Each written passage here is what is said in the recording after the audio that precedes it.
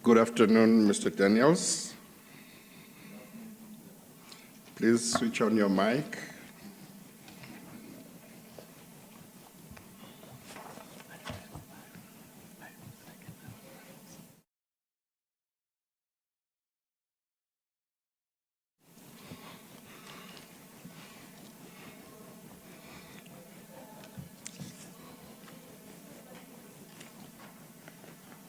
I just want you to get settled. Are you settled?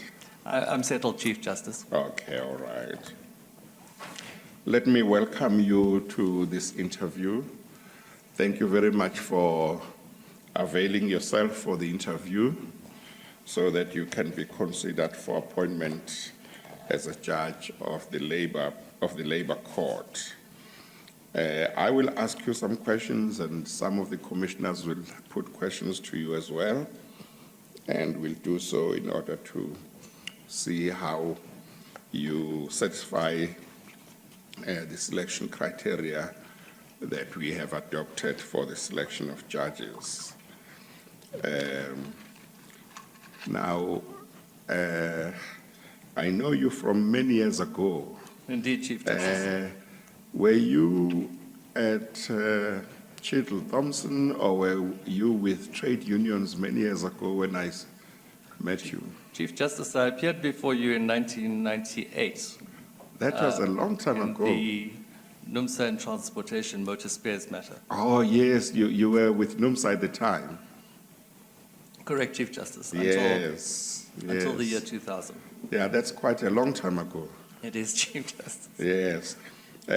But had you already done law at that time, but serving in unions, or you did law afterwards? Chief Justice, I was a qualified attorney in 1997. Yes. And I'd completed my articles by March 1997. Yes, yeah. Okay. So I was a qualified attorney at the time. Oh, already? Yeah. Okay. But you did leave unions at some stage? I did, Chief Justice. After 3 years, I joined Chettle Thompson in early March 2000. Oh, okay. And you practiced with them for how long, or are you still there? I'm still there, Chief Justice. So you have been there for over 20 years? Yeah, over 23 years, Chief Justice. Yes, that's quite a long time. It is, it's a while. Yes.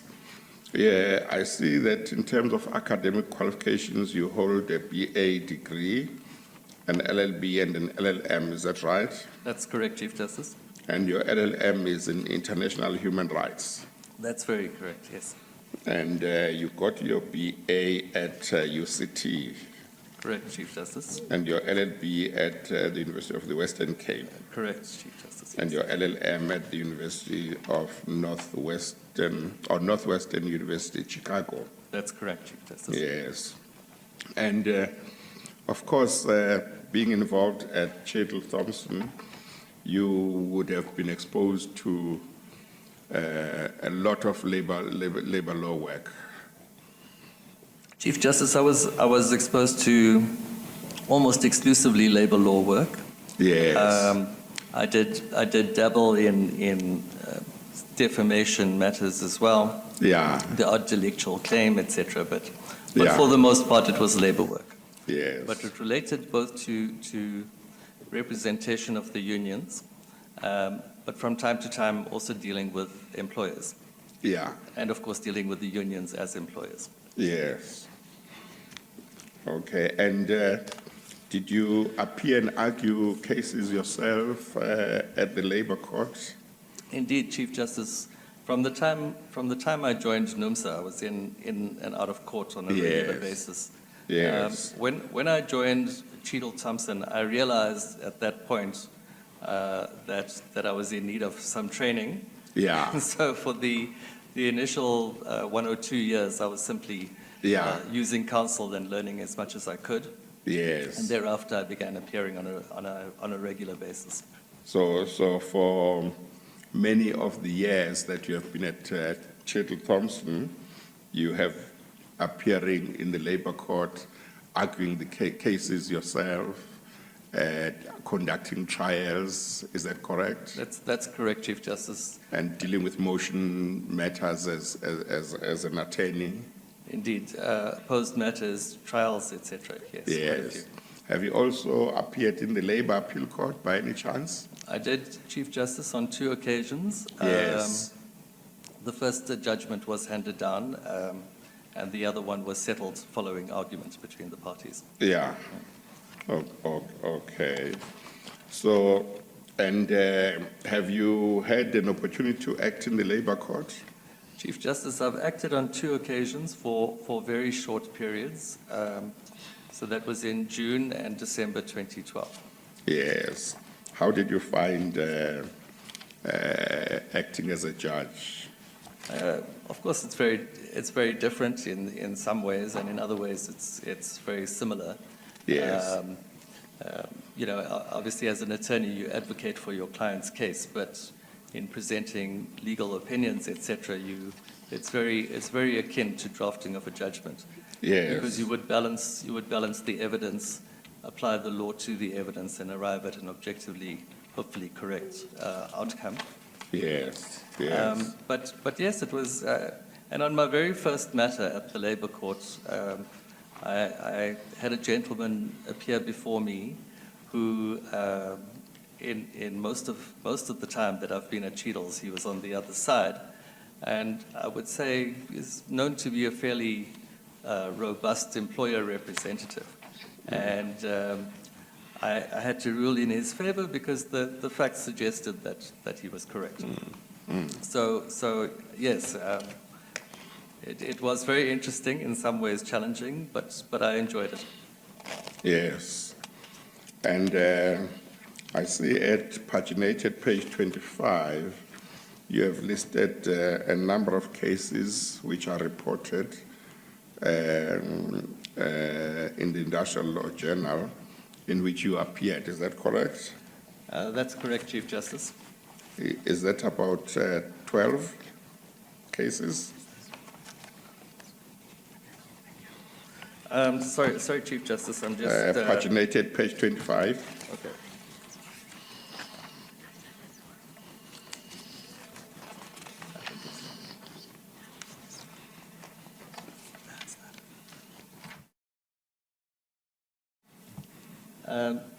Beg your pardon, Chief Justice. Just trying to make my way through the bundles.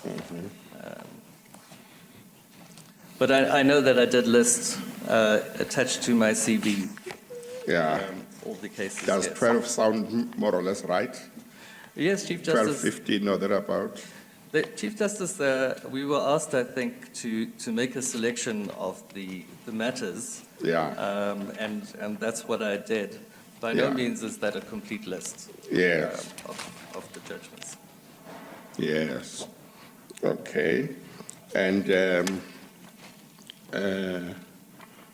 how did you find dealing with motion court matters as an acting judge?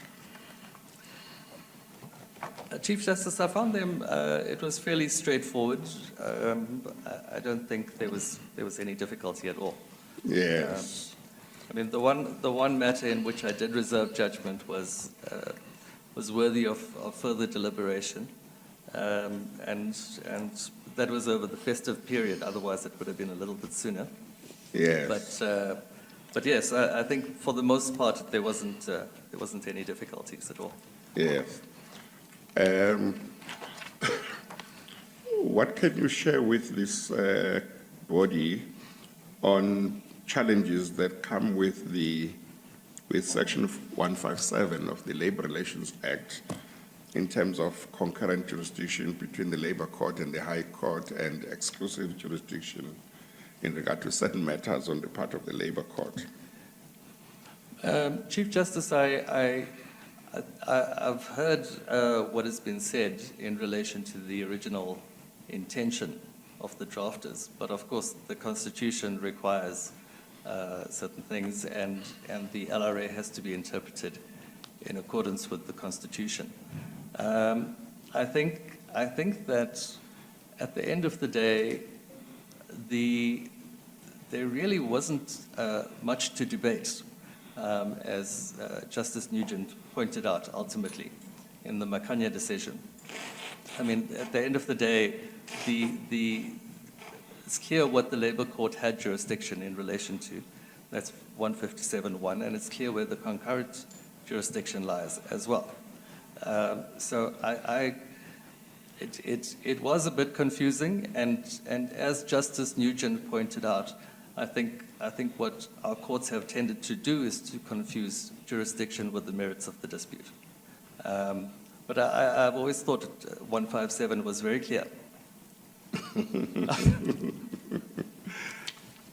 So you don't understand why there have been so many conflicting judgments over the years? Chief Justice, I think that unfortunately clients and lawyers tend to they look for anything to create confusion, and it's one of the reasons that lawyers are not allowed at the CCMA, and they believe they're serving their clients' interests by.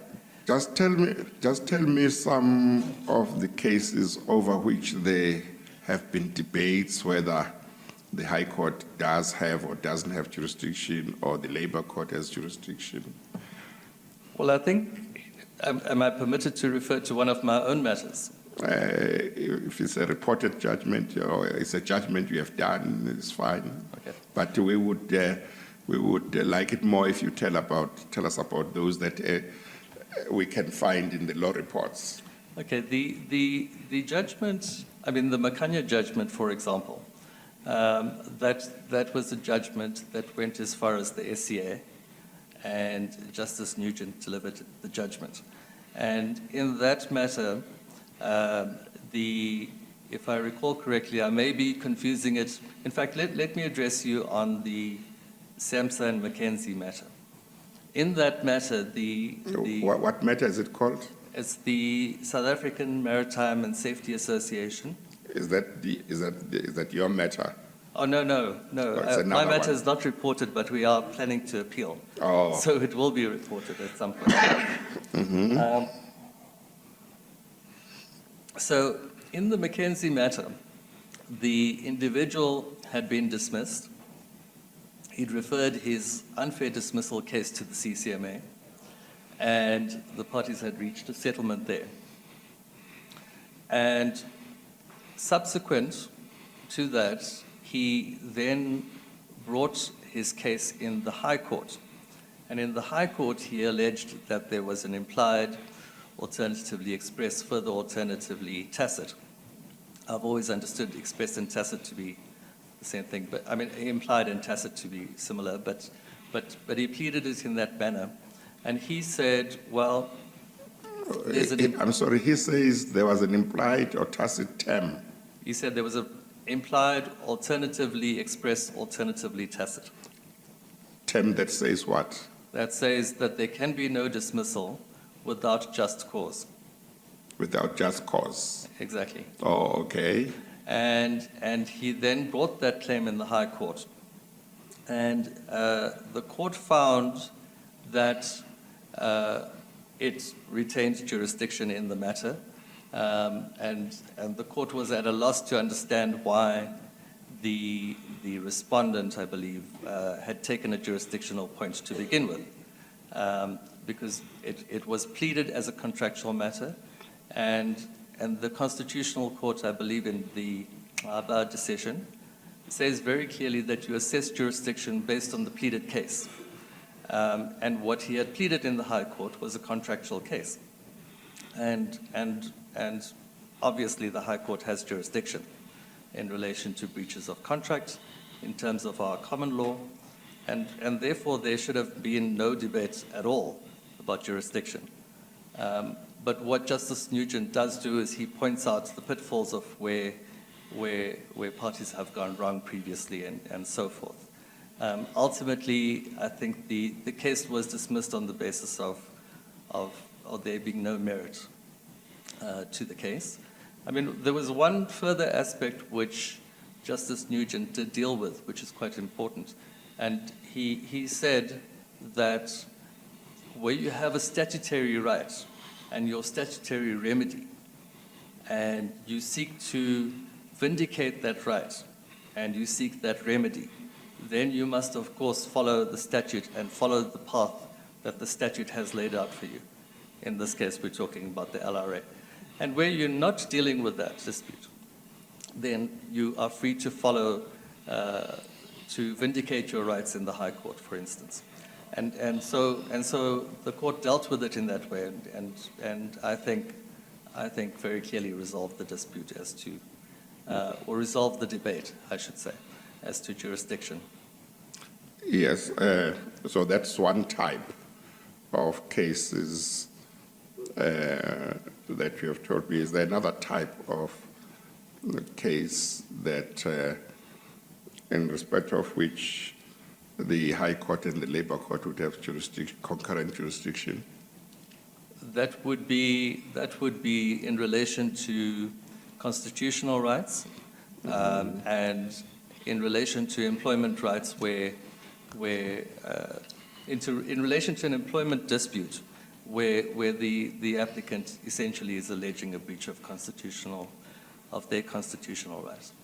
Mm-hmm. So there's concurrent jurisdiction as well.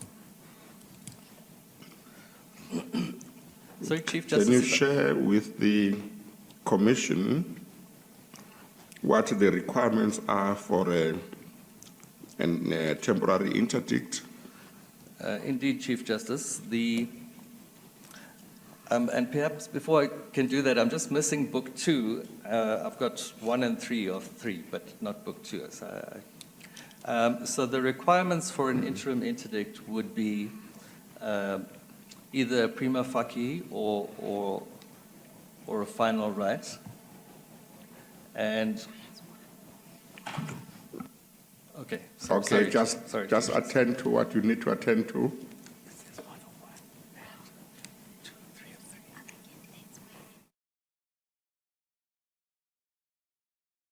Sorry, Chief Justice. So the second requirement would be a reasonable apprehension of breach of that right or a breach of that right. That would be an ongoing breach of the right, because you can't seek an interdict in relation to a past event. Mm-hmm. Then there would be balance of convenience, where the court would have to weigh the prejudice to the parties, the prejudice to the applicant if the interdict is not granted, mm-hmm. and the prejudice to the respondent in the event that it is granted at that point in time. Mm-hmm. And then the court would assess that. And then, of course, the final requirement is the absence of a satisfactory alternative remedy. Mm-hmm. Well, I'm not sure whether, when you say final, you are now talking about the requirements for a final interdict, which is what I was still going to ask you about. What are the requirements for a final? So in the final interdict, you would of course, you'd have to demonstrate your right. You'd have your clear right, and that must be demonstrated on a balance of probabilities. The absence of an alternative remedy, and a breach of that right, a breach of your clear right. So those would be the three requirements. Balance of convenience would be absent.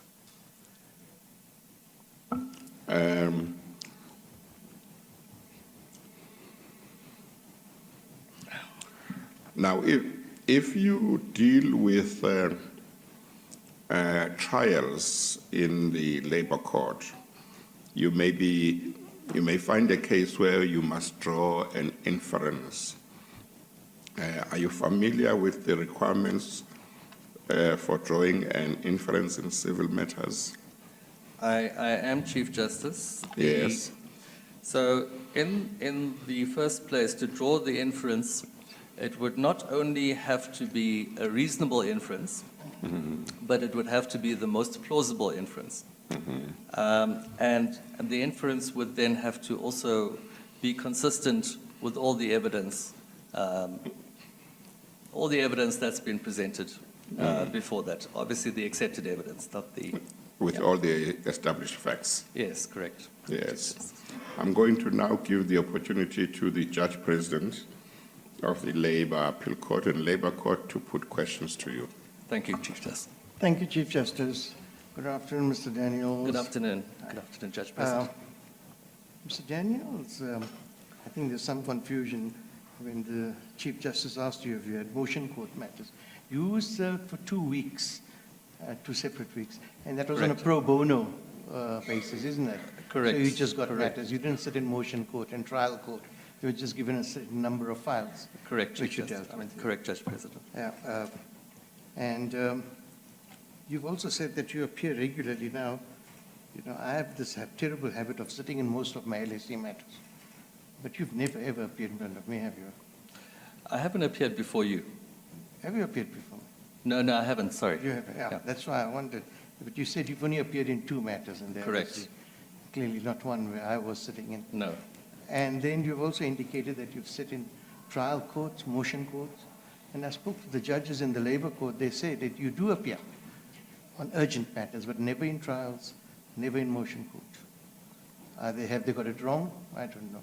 Look, there's so many people appear before them. They could have got it wrong, but I have difficulty that all of them say that you haven't appeared in front of them, other than in urgent matters. The vast majority are urgent matters, but I have, and I do appear regularly in relation to reviews and trials as well. And trial. In Okay. fact, the former candidate was here. I've appeared before her as well. Okay.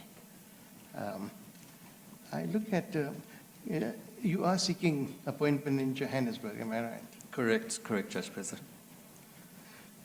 Tell me, I mean, you shouldn't have difficulty with that, but, you know, the Steenkamp and Edcon matter, you know the matter? I do. Have regard to that matter, but let me give you a set of facts. John, Please speak up, JP, so we can hear your questions to him. sorry, thank you, Yeah. thank you. Let me give you this scenario. John has just been dismissed.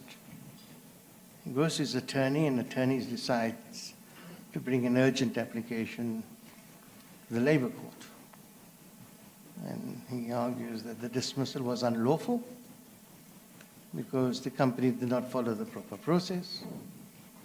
And what he seeks is compensation in terms of 194. This is an urgent application brought to the labor court. You are the judge. Tell me what you're going to do. Well, Judge President, I think in the first instance, the labor court has jurisdiction over unfair dismissals as opposed to unlawful dismissals. And then, of course, if he is challenging procedure, that would have to be processed in the ordinary course. It would have to be referred. Now, I told you what he's done. He's come to court on an urgent basis. Yes, The relief he seeks is compensation in terms of 194. The Yep. grounds, causa is the breach of contract, unlawful termination of his employment. You are, no. okay, What do you do? Yeah. okay. Well, I've given you a background. I told you think about Steenkamp and Edcon.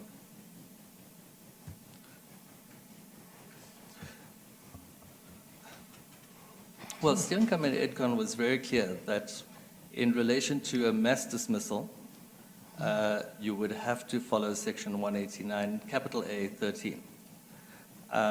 This is an individual dismissal. And he's challenging the lawfulness of the dismissal based on the breach of contract, which he's entitled to do in terms of the BCA. So, I mean, but obviously on a breach of contract, you wouldn't be looking at a statutory remedy. You'd be looking for damages which have to be proven in the court. So, Now, you know, the principle in that matter, in that case, was that if you bring a contractual claim, you cannot claim in terms of relief in terms of the Labor Relations Act. Court will not entertain it. that's You see, so that's that- my understanding. I agree with But you. that's not what you said. You said you, that's why I especially told you, seeking compensation in terms of 194, which is LRA. But okay, as long as we understand each other. let's move further. Let's move forward. Derivative misconduct. That's a very fashionable thing nowadays. And Constitutional Court had a thing to say about that. Can you tell us what it was? Well, derivative misconduct is based on an implied duty of trust and confidence, which in the Dunlop matter was argued on the basis that there's an implied duty that an employee has to have. There's a relationship of trust between the employer and the employee. And if the employee does not share information with the employer as to misconduct which has occurred in the workplace, then the implication is that they have breached that duty. And that's known as derivative misconduct. I think the very first case where that was mentioned was probably the RSA geological matter and NUM. And what was said in the Dunlop matter, NUMSA and Dunlop, was that there can be no derivative misconduct in the sense that it had been applied previously, because there's no such duty in the absence of a reciprocal duty from the employer. Because, of course, if an employee goes to the employer and says, I can tell you who's committing the misconduct, their safety is at risk. And I think it's Justice Reynaud who said, there's no such duty in the abstract. That duty must, at the very least, be a reciprocal duty between the employer and the employee. And if the employer is not offering anything, for example, a guarantee of safety, then the employer cannot just say, well, there's a reciprocal duty and you have failed. Thank you. And the last thing I want to say is I've looked at the comments received from all the professional bodies. And I think all of them are of the view that you are not ready yet to be appointed. Any comment on that? They believe that you should be called to come and act, because you acted for 2 weeks, I think it was in 2012, and you should get more experience acting. What is your comment on that? Judge President, subject to your correction, I believe it was only the Law Society that said that. It was the Law Society, it was the Bar Council, and I think it was the BLA as well. Yeah. There's only 3 of them who commented, and that's what they have to say. I thought that the BLA said they leave it in the hands of the JSC. Let's look there. Daniels. Maybe I'm wrong.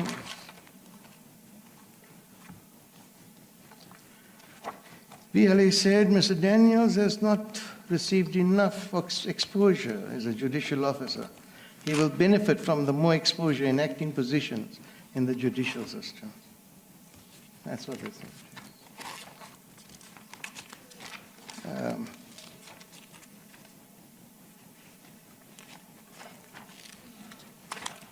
Any comment on these comments from these 3 professional bodies?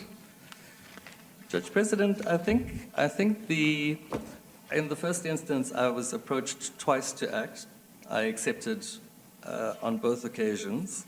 I wasn't approached on any other occasion.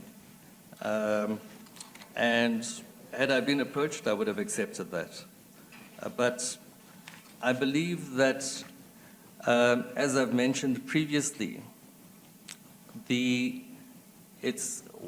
guarantee of independence and impartiality, as was said in the South African rugby case, the Safu matter. In that case, the Constitutional Court indicated that the best guarantee of independence is legal experience.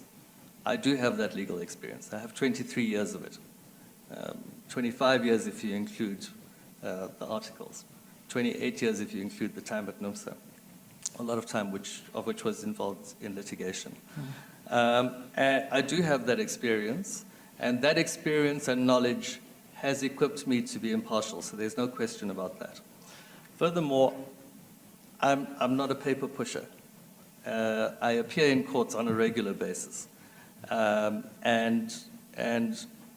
that experience of appearing in court, I've seen many, many judges, how they manage the court process, the court procedure, the decorum, etc. I've seen that for 23 years. I've experienced that on 2 occasions. So I believe I'm capable of it. The other difficulty, of course, is that if you ask a senior attorney in any law firm, the head of the employment department, to dedicate a longer time to acting, it's very difficult because, of course, that individual would have to seek the consent of the other directors in the firm. And it creates a problem, both for the clients for whom you're no longer there, the development of the firm, and the distribution of work within the department. So it's asking an attorney, I understand the need for it, but it's asking a senior attorney to ignore those obligations. And that's part of the problem. But like I say, I've only been asked twice. I accepted on both occasions. Thank you. Thank you. Thank you, Chief Justice. Thank you. Minister, you are covered. Thank you. I haven't seen indications. Commissioners on the... Yes. Let me go there because I've already called them. I'll come back to you, Commissioner Ngwaitobi. Commissioners on the virtual platform, I didn't see any indications. Thank you, Chief Justice. Thank you. Commissioner Ngwaitobi. Mr. Daniels, I just want to, on this point about experience that has been debated with the Judge President, I've looked at your CV quite closely. I counted, I think, 7 letters of support, and then there were 2 that came last night, which came to 9. Now, what is unique about those letters of support, which I want to give you a chance to comment about, because you didn't say that in response to the JP, is that everyone is someone who has worked with you and is someone who actually knows your practice, who knows your abilities, from Advocate Chris Orr, Advocate Danny Berger, many, many attorneys. What they do is actually extraordinary testament to your talent, your skills, your experience as a labor practitioner. And all of them, without fail, the people who actually know you say you are absolutely suitable for the labor court. And they say that your lack of experience in acting is easily discounted by the practical experience that you have acquired over the years. So I want to give you a chance to balance that criticism. And when you look at what the GCB says, the Law Society and the BLA, what struck me with, because it's one-liners in all of them, is that actually none of them has any actual evidence of you as a practitioner. And they make those general comments. And if you compare that against the 9 that actually know you, everyone attests that you've got the experience, you've got the capabilities. Do you want to say anything about that? I do. I do. Thank you, Commissioner. I think the point is that so the strongest criticism of me not acting comes through the Law Society, and they say for that reason they will not recommend me. In relation to the BLA, ultimately, in their ultimate conclusion, if I recall, they said they leave it in the hands of the GCB. I mean, in the hands of the JSC. And the GCB does not say they're not going to recommend me. What the Law Society says is they say that acting experience will allow me to demonstrate my legal prowess. I believe I've demonstrated my legal prowess over the years by appearing on a regular basis, a number of victories, very seminal cases, both at the Constitutional Court, at the SCA, in the Labour Appeal Court. No, that's not you, just carry on. Thank you. Yes, so I believe I have demonstrated that, and I don't think that the criticism of me is valid. But I think importantly, in relation to the letters, I've received a very strong endorsement from one of the very big commercial firms, and in fact, who I've come up against for the last 20 years. And they reference unflinching professionalism, integrity, competence, a deep understanding of employment law, an ability to apply this understanding, ability to guide the labor courts to a just and equitable outcome, unwavering collegiality, professional demeanor towards colleagues, including the head of the employment department, utmost respect and disciplined decorum in court. And I think, and I'm very proud that I got this letter, because that letter comes from, as I've said, not only the head of the employment law, the employment department of one of the biggest, if not the biggest, corporate law firm in the country, but my most regular opponent in court or in arbitrations, including the Essential Services Committee, various bargaining council disputes, etc. And I believe that if your opponents can say to you,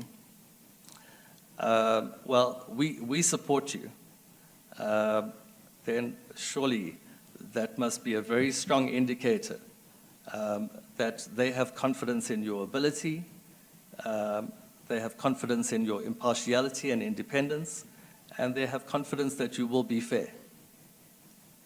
Yes, I think just speaking for myself, I actually know very few attorneys of your academic ability, your practical experience, and your moral strength who still do work for trade unions in the day and age in which there is an onslaught against trade unions.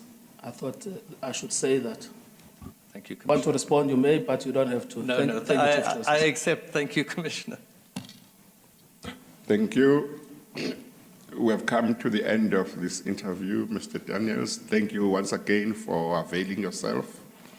We Thank you, Chief appreciate your availing yourself. You are now excused. Thank you very much. Thank you.